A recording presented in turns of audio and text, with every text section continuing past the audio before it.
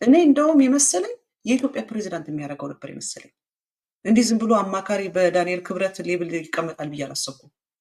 ጌታቸውና ዳንኤል ክብረት አንድ አይነት ስልጣን ይኖራቸዋል ብዬ አላሰብኩም።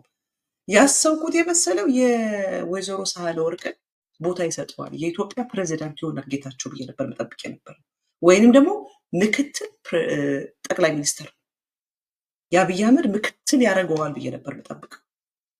ያንን ሁሉ ነገር አድርጎ እንዴ ከትግራይ ህዝብ ጋር ተቆራርጦ ያንን ሁሉ ስድብ ተሳድቦ ያንን ሁሉ ውሸት ዋሽቶ ያንን ሁሉ ዘለፋ ተዛልፎ ያንን ሁሉ መውደቅ ወድቆ ያንን ሁሉ መዋረድ ወርዶ ያንን ሁሉ ቆሻሻ ጸያፊ ነገር አድርጎ የጠቅላይ ሚኒስትር አማካሪ ከዳንኤል ክብረት እኩል አነሰበት ለጌታቸው አነሰበት። በጣም በፍጹም ትክክል አይደለም።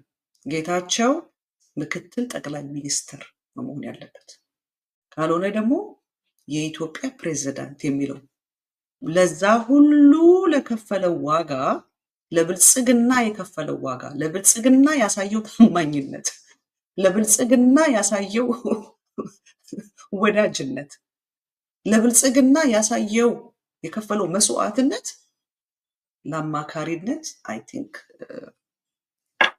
ይበዛበታል ዋጋው። የተሰጠው ቦታ በቂ ቦታ አይደለም። ግን የምስራቅ አፍሪካ